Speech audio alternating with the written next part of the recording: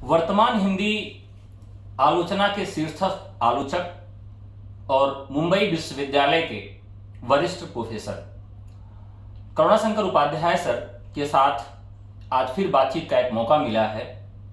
और आज हम लोग जयशंकर प्रसाद महंता के आयाम, जो सद्य प्रकाशित पुस्तक है, उसके एक खंड तो उसमें कई है, लेकिन 4 अध्यायों को मिलाकर एक खंड बनाया गया है, जिसको 4 भागों में प्रकाशित किया जाएगा।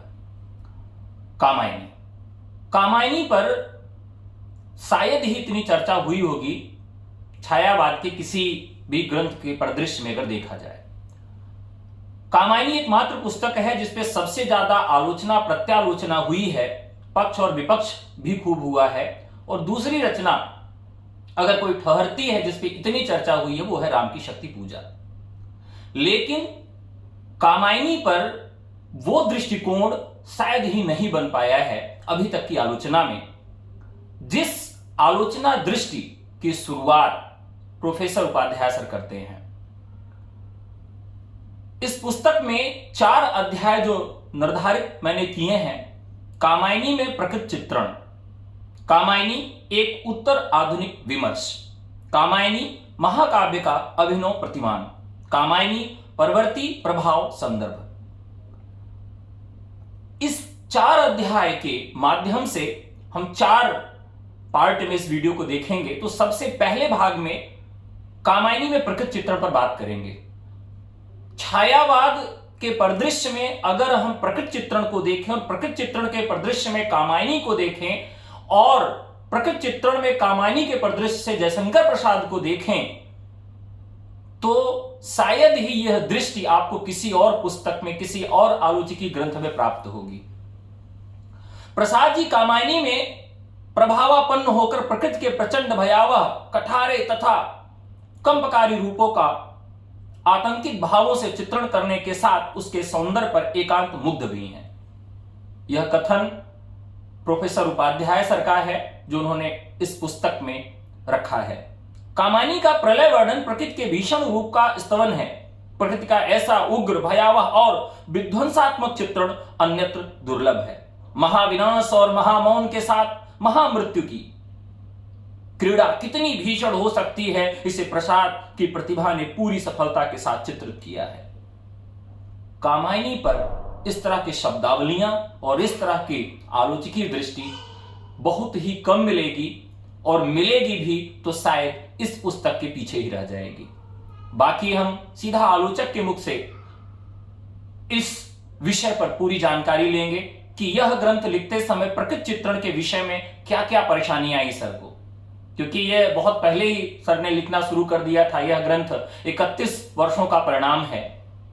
और एक दूसरे खंड में हम लोग जब उत्तर आधुनिक विमर्श पर बात करेंगे तो शायद यह बहुत ही नवीन है और इस पर तो किसी ने सोचा ही नहीं होगा। तो पहले भाग में हम लोग बातचीत करेंगे कामायनी में प्रकृत चित्रण। तो सर को मैं आमंत्रित करूंगा कि वो इस विषय पर, इस ग्रंथ के संदर्भ में अपनी बात को रखेंगे। धन्यवाद अम्बरीश जी। जहाँ तक कामायनी में प्रकृति चित्रण की बात है, तो हमें उस समय के वैज्ञानिक परिदृश्य पर भी विचार करने की जरूरत है। हम सबको मालूम है कि भारतीय वैज्ञानिक डॉक्टर जगदीश चंद्र बोस विश्व के पहले वैज्ञानिक हैं जिन्होंने प्रकृति में चेतना को सिद्ध किया है, चेतना का आरोप किया। और उन्होंने यह बताया कि जो पेड़ पौधे हैं, वृक्ष वनस्पतियां हैं, गुल्मलता है, फूल हैं, ये सब हमारी तरह जीवित सत्ताएं हैं। यह भी सांस लेती हैं, यह भी जल ग्रहण करते हैं, यह भी भोजन ग्रहण करते हैं। एक मनुष्य, एक जीवित प्राणी जिस प्रकार की स्थिति चाहता है, वह कहीं न कहीं वृक्ष और वनस्पतियां भी चाहते हैं। और जिस प्रकार से हम किसी व्यक्ति के साथ प्रेम से पेश आते हैं, अच्छी तरह उसका स्पर्श करते हैं, उसे सहलाते हैं, तो उसको अच्छा लगता है, सुखद अनुभूति होती है। तो उसी प्रकार से अगर हम पेड़ पौधे को, वृक्ष को अच्छी तरह से प्रेम से सहलाएंगे तो उसे अच्छा लगेगा, और अगर उसे तोड़ेंगे, काटेंगे तो उसे बुरा लगेगा और उसकी वेदना व्यक्त होगी। तो यानी इस नई वैज्ञानिक स्थापना ने उस समय के कवियों में प्रकृति को लेकर एक नए दर्शन का विकास किया। प्रसाद पहले कवि हैं जिन्होंने दर्शन और विज्ञान का सर्वाधिक अध्ययन किया और अपनी कविता में दर्शन और विज्ञान को काव्य संपत्ति बना दिया। तो इसलिए प्रकृति के जितने रूप हो सकते हैं वह सब के सब प्रसाद की कविता में और कामायनी में है। प्रसाद जिस ढंग से सबसे पहले कामायनी में प्रकृति के भयावह रूप का चित्रण करते हैं वह अद्भुत है। ये विश्व के ऐसे कवि हैं जो प्रकृति और पर्यावरण की समस्या को विश्वस्तरीय समस्या के रूप में उठाते हैं और यह दिखाते हैं कि देवताओं की जो उच्छृंखलता है, देवताओं ने जिस प्रकार अपनी विलासिता के लिए, अपने मद के लिए, आप कह सकते हैं कि अपने सुख और आमोद प्रमोद के लिए प्रकृति का दोहन किया, तो उसके कारण प्रकृति जो है कुपित होती है और प्रकृति की प्रतिक्रिया ही जो है वह प्रलय है। तो प्रलय का इन्होंने जिस ढंग से वैज्ञानिक वर्णन कामायनी में किया है उस प्रकार का वैज्ञानिक वर्णन जो है आपको और कहीं नहीं मिलेगा। जिस प्रकार से वह कहते हैं कि धंसती धरा धधकती ज्वाला, ज्वालामुखियों के निश्वास और संकुचित क्रमशः उसके अवयव का होता था ह्रास। इन्होंने बड़ी वैज्ञानिक शब्दावली में कहा कि जब सृष्टि के तमाम परमाणुओं में 63 की मुद्रा में नृत्य होता है तो उसको लास्य कहते हैं, तब सृष्टि का विकास होता है। लेकिन प्रलय के समय जब सृष्टि के समस्त परमाणु अथवा प्रकृति और पुरुष या शिव और पार्वती 36 की मुद्रा में नृत्य करते हैं तो उसको तांडव कहा जाता है। उससे महाविनाश या प्रलय होता है। तो आज तांडव चल रहा है। तो जिस ढंग से इन्होंने प्रलय की विभीषिका को, उसकी भयावता को वैज्ञानिक शब्दावली में चित्रित किया है, उन सबल तरंगा घातों के उस क्रुद्ध सिंधु से विचलित सी, व्यस्त महाकच्छप सी धरणी ऊप चूप सी विकलित सी, उधर गरजती सिंधु लहरियां कुटिल काल के जालों सी, चली आ रही फेन उगलती फन फैलाए ब्यालों सी। तो यह वर्णन जो है बहुत अद्भुत है। और हम सब फिजिक्स में यानी भौतिकी में जल की 3 स्थितियां पढ़ चुके हैं, हिम, जल और वाष्प। तो प्रसाद जी कामायनी में तीनों का उपयोग करते हैं कि नीचे जल था, ऊपर हिम था, एक तरल था, एक सघन, एक तत्व की ही प्रधानता कहो से जड़िया चेतन। और जब प्रलय समाप्त होता है तो कहते हैं कि वाष्प बना उजड़ा जाता था, वह अति भैरव जल संघात, सौर चक्र में आवर्तन था, प्रलय निशा का होता प्राप्त। तो तीनों स्थितियों का वर्णन करते हैं, सौर चक्र का वर्णन करके अंतरिक्ष विज्ञान की भी बात करते हैं। इसी प्रकार से जब हम आशा सर्ग में आते हैं तो कामायनी का आशा सर्ग जो है प्रकृति चित्रण की दृष्टि से श्रेष्ठतम सर्ग है। उसका आरंभ ही जो है मानवीकरण से होता है। जिस प्रकार से समुद्र मंथन के समय लक्ष्मी समुद्र के भीतर से निकलते हुए दिखी थी, तो वैसे ही प्रलय के बाद जब पहली बार सूर्योदय हो रहा है तो जो उषा सुंदरी है वह समुद्र के भीतर से निकलते हुए दिखाई दे रही है। तो कहते हैं कि उषा सुनहले तीर बरसती, जय लक्ष्मी सी उदित हुई, उधर पराजित काल रात्रि भी जल में अंतर्निहित हुई। ये काफी लंबा वर्णन है, बहुत अद्भुत वर्णन है। और आगे इन्होंने एक ऐसी विराट कल्पना प्रस्तुत कर दी है कि उस कल्पना तक शायद ही कोई कवि पहुंच पाया हो। इन्होंने लिखा कि सिंधु सेज पर धरा वधुअब तनिक संकुचित बैठी सी, प्रलय निशा की हलचल स्मृति में मान किए सी ऐठी सी। मन जब हिमालय के उत्तुंग शिखर से प्रलयकालीन धरती को देख रहा है तो उसको ऐसा लग रहा है कि जैसे समुद्र रूपी सेज पर धरती जो है अवगुंठित होकर के लेटी हुई है। तो इससे विराट कल्पना जो है, धरती जो है एक नई नवेली दुल्हन की तरह है जो समुद्र रूपी सेज पर लेटी हुई है, संकुचित होकर के, अवगुंठित होकर के।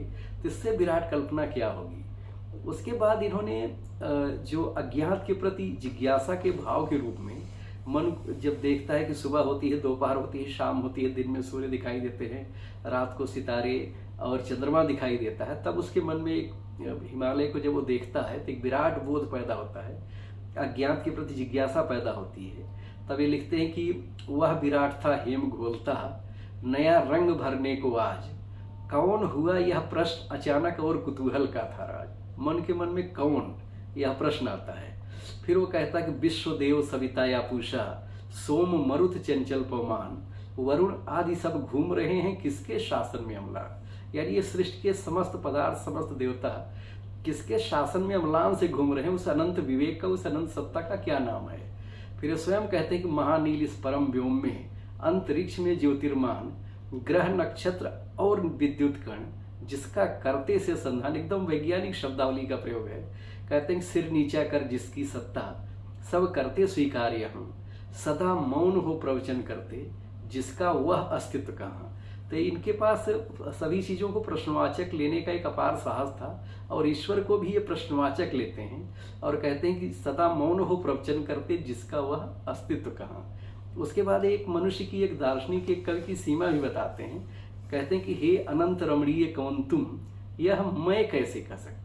यानी ईश्वर के लिए अनंत रमणीय का प्रयोग करते हैं, अनंत रमणीय शब्द का, और कहते हैं कि एक मनुष्य के नाते एक छोटा सा क्षुद्र ग्रह का प्राणी जो है वह तुम्हारे बारे में कैसे कह सकता है, कैसे हो क्या हो, इसका तो भार विचार न सा सकता। यानी इस प्रकार से इन्होंने अनंत के प्रति जिज्ञासा के लिए, राग प्रक रहस्य चेतना के लिए भी जो है प्रकृति का उपयोग किया। उसके बाद जो इनका हिमालय वर्णन है, मैंने इस ग्रंथ में कालिदास के हिमालय के साथ उसका तुलनात्मक अध्ययन प्रस्तुत किया है और यह सिद्ध करने का प्रयास किया है कि इनका जो हिमालय वर्णन है वह अपेक्षाकृत ज़्यादा सूक्ष्म है, ज़्यादा सांकेतिक है, ज़्यादा प्रगल्भ है और ज़्यादा काव्यानुरूप है, ज़्यादा काव्य सौष्ठव से भरपूर है। इन्होंने एक अद्भुत काम किया कि प्रकृति के कोमल और मनोरम रूप का जो चित्रण किया है, विशेष करके शरद पूर्णिमा का और चांदनी रात का जो इनका चित्र है कामायनी का, वह विश्व प्रसिद्ध है। इन्होंने लिखा कि जब कामना सिंध तट आई, ले संध्या का तारा दीप, फाड़ सुनहली साड़ी उसकी तू हंसती क्योंवरी प्रतीप। उसके आगे जब लिखते हैं कि घूंघट उठा देश मुस्काती, किसी ठिठकती सी आती। फिर आगे कहते कि रजत कुसुम के नौ पराग सी, उड़ा न दे तो इतनी धूल, इस ज्योत्सना की अरी बावली तू इसमें जावेगी भूल, पगली यहाँ संभाल ले कैसे छूट पड़ा तेरा अंचल, देख बिखरती है मणिराजी अरी उठा बेसु चंचल, फटा हुआ था नील वसन क्या वो यौवन की मत वाली, देख किंचन जगत लूटता तेरी छवि भोली भाली। यानी रजनी का, रात का जो एक निशा सुंदरी का रूपक देते हैं और नीले आकाश को उसके आंचल के प्रतीक के रूप में चित्रित करते हैं, और सारे गगन के जो नक्षत्र हैं किस प्रकार से उसके आंचल में जड़ी हुई मड़ियाँ हैं, बिखर गई हैं। तो ये जो रात्रि सुलभ तमाम व्यापार जो है वो नायिका पर कैसे आरोपित करते हैं और नायिका के तमाम व्यापार रात्रि पर आरोपित करते हैं और दोनों के द्वैत को कैसे समाप्त कर देते हैं, यह जो है कविता का एक प्रकर्ष है, एक उच्चतर स्थिति है। इसी प्रकार से इन्होंने काम की विश्वव्यापी सृष्टिव्यापी उत्प्रेक्षा करने के लिए प्रकृति के तमाम संदर्भों का प्रयोग किया है। फिर कामायनी के काम सर्ग के बाद वासना सर्ग में स्त्री पुरुष के सनातन संदर्भों को दिखाने के लिए इन्होंने प्रकृति के उपकरणों का ही प्रयोग किया है। प्रकृति के विशेष करके जो वसंत और ऋतुराज और उसकी जो मादकता है उसका अद्भुत वर्णन कामायनी के वासना सर्ग में मिलता है।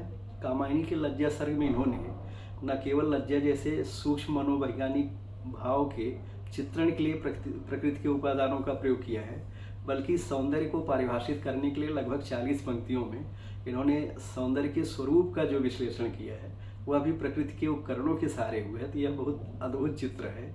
इसी प्रकार से ये ऐसे कवि हैं जो अनेक स्थलों पर प्रकृति के ऐसे ऐसे रूपों का चित्रण करते हैं जिसकी चर्चा लगभग पहले नहीं होती थी। जैसे इन्होंने अमावस्या की रात के लिए चंद्रहीन रात का प्रयोग किया है।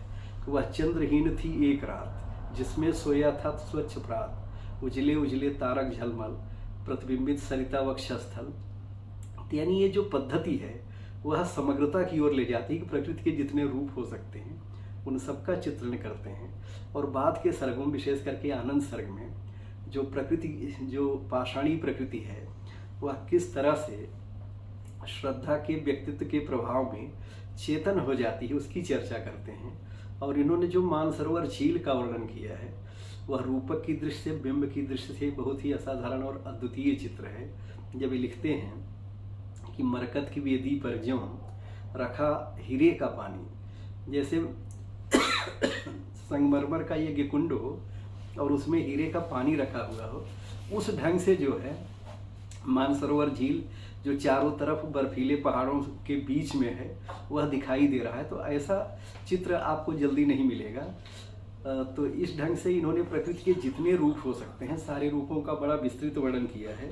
मैं एक वाक्य में कुछ ऐसी बात, ऐसी स्थापना देना चाहूँगा कि जो अभी तक तुलनात्मक संदर्भ में नहीं आई है। मैंने लिखा है कि प्रसाद का आलंबन रूप में प्रकृति चित्रण वाल्मीकि के समकक्ष है, तो भयावह रूप बाण भारवी और भवभूति की याद दिलाता है।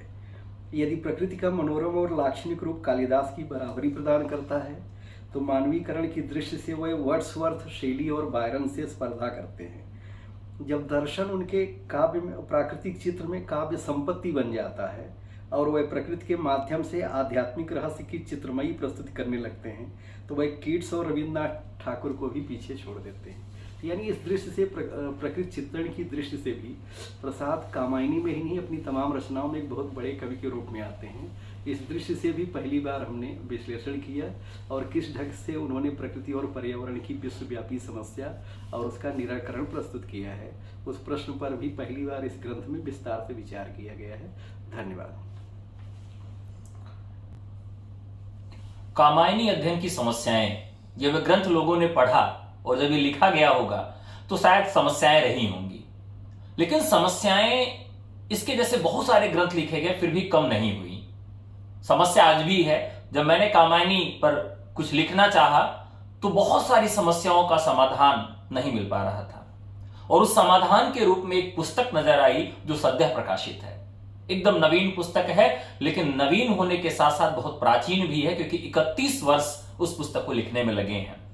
मैं बात कर रहा हूं जयशंकर प्रसाद महानता के आयाम पर। इस पुस्तक को बिना पढ़े आप कामायनी पर, जयशंकर प्रसाद पर, छायावाद पर और हिंदी आलोचना पर शायद उस अच्छे भाव भंगिमा के साथ, उस दृष्टिकोण के साथ अपने विचार को नहीं ठहरा सकते हैं। आज हम बात कर रहे हैं भाग 2 में कामायनी पर ही। कामायनी एक उत्तर आधुनिक विमर्श, जो एक अध्याय के रूप में इस पुस्तक में संग्रहित है। उत्तर आधुनिक विमर्श और कामायनी पर शायद ही कोई बात हुई है, बल्कि यह कहें कि हुई ही नहीं है, और कुछ इस तरह से अनछुए नए संदर्भों पर बात हुई है जो इस पुस्तक को और महत्वपूर्ण और गंभीर अध्ययन के लिए आपके पास ले आती है। जैसे एक जगह प्रोफेसर उपाध्याय जी ने इस ग्रंथ में लिखा है, मन उत्तर आधुनिक मनुष्य है। मनु को बहुत सारे प्रतीकों के माध्यम से बांधा गया, लेकिन यह पहली बार हुआ। मनु अपने पुत्र के समक्ष समरसता से विश्वग्राम की अवधारणा व्यक्त करते हैं। कामायनी और विश्वग्राम पर एकदम नवीन, इस तरह से हजारों नवीन प्रतिमान हैं। कुछ नवीन प्रतिमानों पर ही मैं बात कर पा रहा हूं। एक बहुत बड़ी समस्या, तात्कालिक समस्या है लिव इन रिलेशनशिप, जिसको आप कहते हैं। यौन संबंधों के मामले में उत्तराधुनिकता स्वेच्छाचारिता की हद तक उदार है। इस दृष्टिकोण से अगर इसको देखा जाए तो नवीन समस्याओं का हल भी इस पुस्तक के माध्यम से प्रोफेसर उपाध्याय जी ने देने का प्रयास किया है। मन का ईड़ा के साथ अतिचार का प्रयास भी उत्तर आधुनिक आयाम प्रदान करता है। यह भी एक बिंदु जयशंकर प्रसाद महानता के आयाम पुस्तक से लिया गया है। और सभ्यता विमर्श में कामायनी, इसमें प्रमुख 3 तत्वों को प्रोफेसर उपाध्याय जी ने इसमें लिखा है, जो कि नया आयाम प्रस्तुत करने में बहुत सहायता प्रदान करती है। तो आज हम लोग इस विषय पर बात करेंगे कि कामायनी में कुल, परिवार, जाति, समाज, धर्म, राजनीति, राष्ट्र, राज्य सबकी मर्यादा का अतिक्रमण करते हुए दिखलाया गया है। इस पुस्तक में दोनों दृष्टिकोणों से बराबर की चर्चा हुई है कि कामायनी में दोष क्या है, गुण क्या है, और क्या ऐसे गुण हैं जिस पर आज तक कोई बात ही नहीं हुई है, वो दृष्टिकोण क्या है। तो मैं प्रोफेसर उपाध्याय जी को बहुत ही सम्मान के साथ आमंत्रित करूंगा कि वो अपनी वैश्विक दृष्टि, आलोचकीय दृष्टि से इस ग्रंथ पर अपनी बात को बताएं। जी धन्यवाद। जहाँ तक कामायनी एक उत्तराधुनिक विमर्श का सवाल है, तो सबसे पहले हमें यह ध्यान में रखना होगा कि उत्तराधुनिकता के केंद्र में इच्छा है और आधुनिकतावाद के केंद्र में जो है विवेक था। आधुनिकतावाद ज्ञानोदय से परिचालित था और उत्तर आधुनिकता जो है यह इच्छा से परिचालित है। उत्तराधुनिकता के केंद्र में सीमाहीन खुलापन है। आधुनिकतावादी दौर में जिन मूल्यों की प्रतिष्ठा हुई थी, उत्तराधुनिकता उन्हें नहीं मानती, उनको सिरे से खारिज करती है। आधुनिकतावादी दौर में जैसे राष्ट्र प्रेम था, स्वतंत्रता, समता, विश्व बंधुत्व की भावना थी, तो उत्तराधुनिकता इनमें से किसी भी मूल्य को नहीं स्वीकार करती। उत्तराधुनिकता मूल्य मीमांसा को ही सिरे से खारिज करती है। तो कामायनी में भी कई ऐसे संदर्भ हैं जो उत्तराधुनिक विमर्श से सीधे जुड़ते हैं और यह सिद्ध करते हैं कि कामायनी किस प्रकार से उत्तराधुनिकता की विशेषताओं को लेकर के हमारे सामने आती है। तो आज जिस उत्तराधुनिकता की चर्चा पूरे विश्व में है, उसकी जो भी प्रवृत्तियां हैं, उसके अभिलक्षण हैं, उसकी चर्चा हमने की है। जैसे इसमें उत्तराधुनिकता इतिहास के अंत की घोषणा करती है, कालिक व्यतिक्रम की प्रतिष्ठा करती है। तो कामायनी में जो है, कामायनी को चेतना का सुंदर इतिहास, अखिल मानव भावों का सत्य, प्रसाद जी ने स्वयं कहा है। इसको क्या कहते हैं, आचार्य शुक्ल ने मानवीय सभ्यता एवं चेतना का रसात्मक इतिहास कहा है।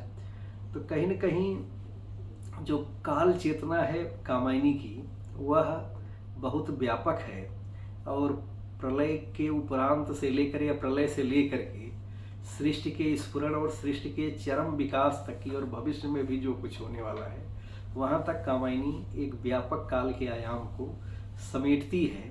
लेकिन चूंकि काल वृत्तीय काल की जो भारतीय अवधारणा है, उसको उत्तराधुनिकता भी स्वीकार करती है। तो कामायनी में भी कहीं न कहीं चक्रवत जो काल की अवधारणा है, चाक्रिक अवधारणा है, उसकी चर्चा आप देख सकते हैं। उत्तराधुनिकता किस प्रकार से जो हमारी परंपरागत संस्थाएं हैं, चाहे वो विवाह हो, चाहे परिवार हो, चाहे समाज हो, चाहे राष्ट्र हो, इन सब की जड़बद्धता पर प्रहार करती है। तो कहीं न कहीं कामायनी में भी आप देखिए कि विवाह संस्था का उल्लंघन है, मनुष्य श्रद्धा के साथ निर्वाह नहीं करता, वो अपने परिवार यानी अपने बेटे के पालन पोषण के समय गायब हो जाता है श्रद्धा को छोड़ करके। तो उसकी भी मर्यादा का कहीं न कहीं अतिक्रमण है। आधुनिकतावादी दौर में जिस राष्ट्र प्रेम को प्रतिष्ठित किया गया था, उत्तराधुनिकता उसको नहीं मानती। वह विश्व नागरिकता और विश्व ग्राम की दिशा में अपने कदम बढ़ाती है। तो इसकी जो प्रतिष्ठा है, वह संपूर्ण विश्व को एक ग्राम के रूप में, एक परिवार के रूप में देखने की है। तो कामायनी की जो चरम परिणति है, वह विश्व ग्राम की प्रतिष्ठा में, विश्व बंधुत्व की प्रतिष्ठा में, विश्व को एक परिवार, विश्व को नीड़ बनाने की बात के रूप में जो है संपन्न हुई है। तो इस दृश्य से भी इसको देख सकते हैं। जिस प्रकार से उत्तराधुनिकता नारी अधिकार की वकालत करती है, तो कामायनी में भी नारी अधिकारवाद की वकालत है। इन्होंने खुद के मनुष्य कहा कि मतलब तुम भूल गए पुरुषत्व मोह में, कुछ सत्ता है नारी की, समरसता ही संबंध बनी अधिकार और अधिकारी की। तो नारी अधिकार की वकालत करने वाले कवि के रूप में प्रसाद जी आते हैं। मन को जब उत्तराधुनिक मनुष्य हमने कहा, तो उत्तराधुनिक मनुष्य की जो भी दुर्बलताएं हैं, जो भी कमियां हैं, जो भी उसकी गड़बड़ियां हैं, वह कहीं न कहीं मन के व्यक्तित्व में हम देख सकते हैं। जैसे उत्तराधुनिक मनुष्य जो है स्वयं भी भयभीत है, दूसरों को भी भयभीत करता है। तो उस पर भी जो है प्रसाद जी ने लिखा कि भयभीत सभी को भय देता, भय की उपासना में विलीन, प्राणी कटता को बांट रहा, जगती को करता अधिक दीन।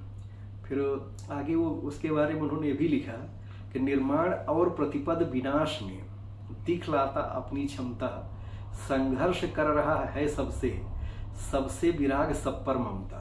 तो यानी जो उत्तराधुनिक मनुष्य का अभिलक्षण है, इसको आप पुतिन से लेकर शी जिनपिंग तक सब पर लागू कर सकते हैं। तो वह कहीं न कहीं मन के अधिनायकवाद में, उसके अधिनायकत्व में भी जो है यह दृष्टिकोण परिलक्षित हो रहा है। तो प्रसाद जी कहीं उस पर भी टिप्पणी करते हैं। इसी प्रकार से उत्तराधुनिकता जो विशेष करके स्त्री पुरुष संबंधों को लेकर स्वेच्छाचारिता की हद तक जाती है, खुलेपन को लेकर चलती है। तो प्रसाद जी ने मनु जो ईड़ा पर अतिचार का प्रयास करता है, तो वह भी उसकी स्वेच्छाचारिता है, निरंकुशता है, और उसके कारण भले दैवी शक्तियाँ कुपित होती हैं और जनक्रांति होती है और वह घायल होता है, उसको प्रसाद जी दंडित करवाते हैं भारतीय संदर्भ में। तो कहीं न कहीं यह उत्तराधुनिकता का यह संदर्भ भी आ गया है। उत्तराधुनिकता किस प्रकार से समरसता की बात भले नहीं करती, लेकिन वह विश्व नागरिकता की और विश्व परिवार की, जिसको हम विश्व बंधुत्व की भावना कहते हैं, और वसुधैव कुटुंबकम की जो हमारी प्राचीनतम अवधारणा है, उसकी चर्चा करती है।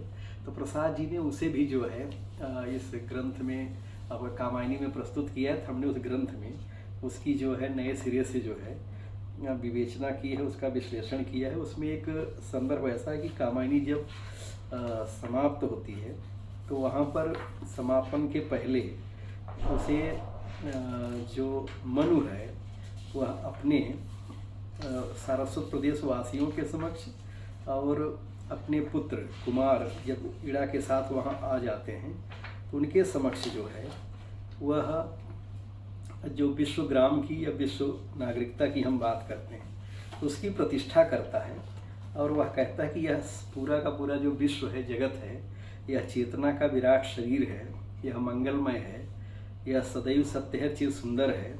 वह कहता है कि हम अन्य नवर कुटुंबी, हम केवल एक हम ही हैं, तुम सब मेरे अवयव हो, जिसमें कुछ नहीं कमी है।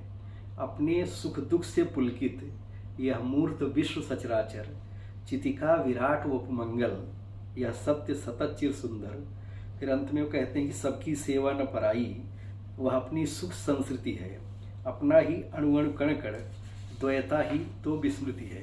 तो यानी जो मनु पहले एको अहम द्वितीयो नास्ति की बात करता है, जो मनु पहले कहता है कि स्थिर मुक्ति प्रतिष्ठा वैसी मैं नहीं चाहता इस जीवन की, मैं तो अबाध गति मरुत सदृश हूँ, चाह रहा अपने मन की, वही मनु जो है श्रद्धा के प्रभाव में आने के कारण जब समरस हो जाता है, जब प्रसाद जी आंतरिक संगत के माध्यम से बाह्य जीवन में संगति प्राप्त करने का विकल्प उपलब्ध कराते हैं, जो उत्तराधुनिक मनुष्य के लिए सबसे ज़्यादा जरूरी है। विश्व की तमाम समस्याएं इस सिद्धांत के आधार पर समाप्त की जा सकती हैं। तो वही मनु जो है सारस्वत प्रदेश वासियों के सामने इड़ा के समक्ष और अपने पुत्र कुमार के समक्ष इस आदर्श की प्रतिष्ठा करता है कि यह सारा का सारा संसार जो है उसका परिवार है, सब उसके अवयव हैं, सब उसके घटक हैं, सब अलग नहीं हैं, द्वैता ही जो है विस्मृति का कारण है। तो इस ढंग से प्रसाद जी कामायनी का समापन जिस विश्वबोध और विराट दर्शन में करते हैं वह कहीं न कहीं उत्तराधुनिकता का भी एक अभिलक्षण है। तो ऐसे बहुत सारे बिंदु हैं जिस पर बहुत विस्तार से चर्चा हो सकती है और इस ग्रंथ में की गई है। तो कामायनी एक उत्तराधुनिक विमर्श जो है यह एक बहुत नया और जरूरी कोण है। कामायनी किस प्रकार से अपनी गतिशील अर्थवत्ता के कारण आज के वैश्वीकरण के दौर का महाकाव्य बन गया है, इस पर भी इसमें विचार किया गया है। इस दृष्टि से इसको देखने की जरूरत है। धन्यवाद। सभ्यता के विकास के साथ साथ महाकाव्य की भी शुरुआत हो जाती है, लेकिन महाकाव्य हम किसको कह सकते हैं? संस्कृत साहित्य परंपरा शुरू होती है और अनवरत चलती रही। विद्वानों ने, आलोचकों ने अपने मत अभिमत प्रस्तुत किए कि हम महाकाव्य किसे कह सकते हैं, लेकिन वो लगभग एक परंपरा, एक राह पर उसका व्याख्यान करते रहे। आधुनिक काल तक महाकाव्य लगभग लिखे ही जाने कम हो गए, लेकिन महाकाव्य को हम किस दृष्टिकोण से देख सकते हैं और कौन से नए प्रतिमानों के आधार पर उसको हम महाकाव्य, सर्वोत्तम महाकाव्य सिद्ध कर सकते हैं, इस पर एक नई टिप्पणी के साथ एक पुस्तक, एक ग्रंथ के रूप में हिंदी साहित्य के गलियारे में प्रस्तुत होता है। वह ग्रंथ आज का सबसे चर्चित ग्रंथ है, जयशंकर प्रसाद महानता के आयाम, जिसमें यह बताया गया है कि वो कौन से नए प्रतिमान हैं जिसके आधार पर हम महाकाव्य किसी ग्रंथ को सिद्ध कर सकते हैं या किस दृष्टिकोण से हम महाकाव्य को देख सकते हैं। तो आज हम इस पुस्तक, इस ग्रंथ के माध्यम से महाकाव्य का अभिनव प्रतिमान, जो कि कामायनी के संदर्भ में लिखा गया है, आपके सामने प्रस्तुत होगा। और यह पूरी बातचीत हिंदी आलोचना के वर्तमान शीर्षक आलोचक प्रोफेसर करुणाशंकर उपाध्याय जी से होगी। तो मैं सर को आमंत्रित करूंगा कि अपनी बातचीत के दौरान वो बताएंगे कि वो कौन से प्रतिमान हैं और कामायनी उसमें कहां तक ठहरती है। सर धन्यवाद। जब हम विश्व के महाकाव्यों पर विचार करते हैं तो रामायण, महाभारत, कालिदास के महाकाव्य से लेकर के हिंदी में भी चंदन, पद्मावत, रामचरितमानस से होते हुए हम कामायनी तक आते हैं। इसी प्रकार से पश्चिम में हम Iliad, Odyssey, Aeneid, Divine Comedy, Paradise Lost, Faust और टी.एस. इलियट की लंबी कविता वेस्टलैंड तक आते हैं। तो हर युग में जो सभ्यता का दबाव है, जो युग जीवन का चित्रण है, उसके आधार पर महाकाव्य का स्वरूप जो है बदलता रहा है। जैसे रामायण और महाकाव्य बहुत विशाल महाकाव्य है। महाभारत तो इतना विशाल है कि उसके लिए कहा ही गया कि अन्न भारतीय तन्न भारतीय, जो भारत में है वह सब महाभारत में है। कालिदास ने बाद में महाकाव्य के आकार प्रकार को संश्लिष्ट किया और उसमें अपेक्षाकृत अधिक काव्य सौष्ठव भरते हुए उसके आकार प्रकार को सूक्ष्म किया। इसलिए उन्होंने जब कुमार संभवम लिखा, रघुवंशम लिखा और मेघदूतम को भी इन तीनों को लघुत्रयी में कहा गया कि ये तीनों छोटे महाकाव्य हैं लेकिन छोटे महाकाव्य हैं। तो उसी परंपरा में जब हम आगे बढ़ते हैं तो हिंदी में भी आप देखेंगे कि पृथ्वीराज रासो हो, चंदायन हो, पद्मावत हो, रामचरितमानस हो, ये तो आकार प्रकार में बड़े महाकाव्य हैं। लेकिन कामायनी जो है आकार प्रकार में छोटा है, लेकिन अपनी अभिव्यक्तिगत शैलियों के कारण, अपनी प्रतीकात्मकता के कारण, अपनी बहुलार्थता के कारण, अपनी गतिशील अर्थवत्ता के कारण बहुत बड़े अर्थों को समेटे हुए है। पूरी मानवीय चेतना और मानवीय सभ्यता के इतिहास को समेटे हुए है। तो हिंदी के बड़े आलोचकों ने सबसे पहले आचार्य रामचंद्र शुक्ल ने ही कहा कि प्रसाद जी छायावाद की चित्र प्रधान और लाक्षणिक शैली में प्रबंध के क्षेत्र में आशा बंधा गए हैं। नंदुलारे वाजपेयी ने कहा कामायनी महाकाव्य ही नहीं बल्कि महान काव्य है। डॉक्टर नगेंद्र ने लोंजाइनस के उदात्त सिद्धांत के आधार पर इसे महाकाव्य कहा। बहुत सारे लोगों ने महान काव्य कहा, बहुत सारे लोगों ने महाकाव्य कहा, लेकिन महाकाव्य को सिद्ध करने के लिए जो प्रतिमान थे वो प्रतिमान कहीं न कहीं कमतर होते गए। जैसे भारतीय काव्यशास्त्र ने रामायण, महाभारत और कालिदास के महाकाव्यों को आधार बना करके महाकाव्य के अभिलक्षण तय किए थे, वैसे ही होमर के महाकाव्यों के आधार पर अरस्तु ने पश्चिम में जो है महाकाव्य के लक्षण या प्रतिमान निर्धारित किए थे। कामायनी की समस्या यह है कि कामायनी एक ऐसा संश्लिष्ट महाकाव्य है जिसने 20वीं शताब्दी की समस्त रचनात्मक संभावनाओं को अपने भीतर सोख लिया है। तो उसको निचोड़ करके ही हम उसकी व्याख्या कर सकते हैं। तो कामायनी को महाकाव्य सिद्ध करने के लिए हमें नए प्रतिमानों की जरूरत पड़ती है। जो भारतीय काव्यशास्त्र के प्रतिमान और पाश्चात्य काव्यशास्त्र के प्रतिमान कामायनी पर अधूरे हो जाते हैं और कामायनी से भी कुछ प्रतिमान निकलते हैं जिसके आधार पर उसे महाकाव्य सिद्ध किया जा सकता है। तो मैंने महाकाव्य के अभिनव प्रतिमान के लिए कामायनी पर जिन प्रतिमानों को एक प्रकार से घटित किया है, उसमें पहला प्रतिमान है जीवन और जगत के सार्वभौम शाश्वत पक्ष का चित्रण। यानी कोई भी रचना महाकाव्य तभी कहला सकती है जब उसमें जीवन और जगत के सार्वभौम शाश्वत पक्ष का चित्रण किया गया हो। और कामायनी किस प्रकार से जीवन और जगत के सार्वभौमिक सत्यों को प्रकाश में लाती है, उसकी चर्चा इसमें इस ग्रंथ में विस्तार से की गई है। दूसरा प्रतिमान मैंने जो बनाया वह है निसर्गजात विराट प्रतिभा, अपरिमित ज्ञान और संवेदना की अप्रतिम सृष्टि। मैंने प्रसाद की जो प्रतिभा कामायनी में प्रस्तुत हुई है वह निसर्गजात है, विराट है।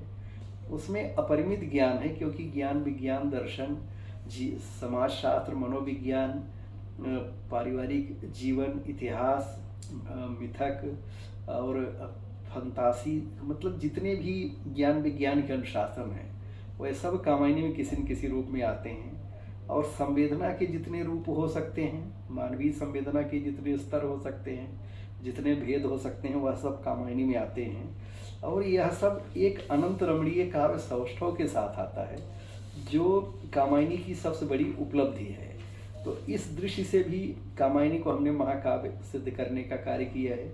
इसी प्रकार से कामायनी में किस प्रकार से विराट एवं सुविन्यस्त विषय वस्तु आती है और प्रसाद जी ने किस प्रकार से अपने समय की विश्वस्तरीय सभ्यता का विमर्श प्रस्तुत किया है, उसकी भी चर्चा जो है, उसका भी विश्लेषण बहुत गहनता के साथ इसमें मिलेगा कि कामायनी में जो बाह्य घटनाएं हैं वह तो बहुत संक्षिप्त है, लेकिन जो मानवीय चेतना है, आंतरिक चेतना है, उसका बड़ा व्यापक व्यापार जो है चित्रित हुआ है।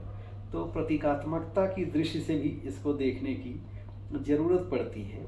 और इन्होंने किस प्रकार से अपने समय का चित्रण किया और अपने समय की सभ्यता का एक प्रकार से विमर्श प्रस्तुत किया, उसकी भी चर्चा जो है कामायनी उन्होंने बहुत विस्तार से जो है की है। जैसे हम एक दो उदाहरण देना चाहेंगे कि जिस समय कामायनी लिखी जा रही थी, द्वितीय विश्व युद्ध का आसन्न संकट था और हिटलर और मुसोलिनी का उदय हो चुका था।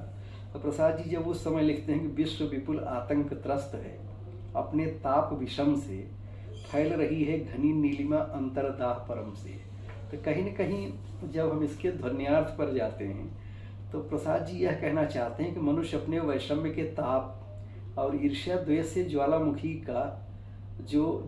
विकसित कर रहा है, उसके प्रकंपन से यह संपूर्ण विश्व आतंक त्रस्त है। कहने का आशय है कि विश्व के विभिन्न राष्ट्रों के बीच जो आंतरिक विरोध और परस्पर द्रोह का ज्वालामुखी विकसित हो रहा है, उसके कारण विश्व का प्रत्येक परमाणु आतंक त्रस्त है। यह प्रकारांतर से प्रसाद जी द्वारा द्वितीय विश्व युद्ध के आसन्न संकट का भी सांकेतिक चित्रण है। तो यानी ऐसे अनेक चित्र हैं जिसका यहाँ विस्तार पूर्वक उल्लेख संभव नहीं है, जो ग्रंथ में है, तो उसको आप देख सकते हैं। इसी प्रकार से मैंने अगला प्रतिमान बनाया कि महत् कार्य और महान प्रेरक एवं अनुकरणीय चरित्र है। किसी भी ग्रंथ को, किसी भी काव्य ग्रंथ को महाकाव्य सिद्ध करने के लिए उसमें महत् कार्य का होना जरूरी है, और जो चरित्र होता है, अब चूंकि हम धीरोदात्त, धीर ललित, धीर वीर, धीर प्रशांत नायक की परिकल्पना नहीं कर सकते, तो महान चरित्र होना चाहिए, अनुकरणीय होना चाहिए, जो श्रद्धा ईड़ा के माध्यम से, मन के माध्यम से हम देख सकते हैं कि उन्होंने किस प्रकार से असाधारण चित्रों की सृष्टि की है। तो इस आधार पर कामायनी को हमने महाकाव्य सिद्ध किया है। अगला प्रतिमान जो हमने निर्मित किया है वह है दार्शनिक गहनता, भावनात्मक गहराई और संवेदनात्मक औदात्य का चित्रण। प्रसाद जी के यहाँ दर्शन और विज्ञान काव्य संपत्ति बन जाते हैं, इसलिए दार्शनिक गहनता कामायनी में जितनी है वह अन्यत्र नहीं मिलेगी। भावनात्मक गहराई इसमें बहुत ज़्यादा है। मानवीय संवेदना कितनी उदात्त हो सकती है, कितने विराट बोध से युक्त हो सकती है, किस प्रकार से विश्वबोध और अस्मिता बोध कामायनी में आता है, उसका बड़ा विलक्षण चित्र जो है पूरी कामायनी में आद्यंत व्याप्त है, उसकी चर्चा यहाँ पर हुई है। फिर हमने जो अंतिम प्रतिमान बनाया कि किसी भी ग्रंथ को महाकाव्य कैसे सिद्ध किया जाए, तो उसमें है कि उत्कृष्ट भाषा, समुचित अलंकार योजना एवं गरिमामय उदात्त शैली। तो आप देखेंगे कि प्रसाद की और विशेष करके कामायनी की भाषा जो उत्कृष्ट है, उसमें बहुत ही समुचित अलंकार योजना है। अलंकार वहाँ शरीर और त्वचा की भांति सहजात हैं। प्रसाद रूपकों में और बिंबों में सोचने वाले कवि हैं, इसलिए कामायनी की जो शैली है बहुत ही गरिमामयी है, बहुत ही उदात्त है। उसको पढ़ते वक्त कहीं भी मनुष्य को यह नहीं लगता कि वह निरस्ता का अनुभव कर रहा है या कठिनाई का अनुभव कर रहा है। इसमें सहृदय पाठक को युग युगांतर तक प्रेरित, प्रभावित और रसमग्न करने की जो क्षमता है वह बहुत महत्वपूर्ण है। इस प्रकार हम कह सकते हैं कि कामायनी का जो अंतर विधान है, जब हम उसके भीतर उतरते हैं तो एक गहराई का स्पर्श मिलता है, आभास मिलता है, और इसका जो अनंत रमणीय काव्य सौष्ठव है वह अपने उत्ताप स्पर्श और उन्मत्त व्यग्रता से हमें उत्तेजित करता है। इसमें आप देखेंगे कि सृष्टि एवं अनंत सत्ता के प्रति जो रागपरक रहस्य चेतना है, वह हृदय और बुद्धि का जो सामंजस्य है, भाव और कल्पना का जो उत्कर्ष है, नारी और प्रकृति सौंदर्य का जो श्रेष्ठतम आदर्शीकृत प्रतिरूपण है, और मनुष्य के मनोभावों और दर्शन का जो एक अनंत रमणीय चित्र प्रस्तुत किया गया है, वह अन्यत्र दुर्लभ है। इसलिए कामायनी का जो काव्यात्मक और कलात्मक पक्ष है वह अभी जो है उसको महाकाव्य सिद्ध करने के लिए पर्याप्त है। और इसकी सबसे बड़ी उपलब्धि जो मेरी दृष्टि में है वह यह है कि यह गतिशील अर्थवत्ता का महाकाव्य है। इसलिए यह कालजयी महाकाव्य है और लगातार नए संदर्भों के साथ यह अपनी अर्थवत्ता को नया बनाता रहता है। नवोन्मेष शालिनी प्रज्ञा प्रतिभा के द्वारा लिखा जाने होने के कारण यह बहुलार्थी है, नए अर्थ को लेकर चलने वाला काव्य ग्रंथ है। इसलिए मैंने इसे वैश्वीकरण के दौर का महाकाव्य सिद्ध किया है। धन्यवाद।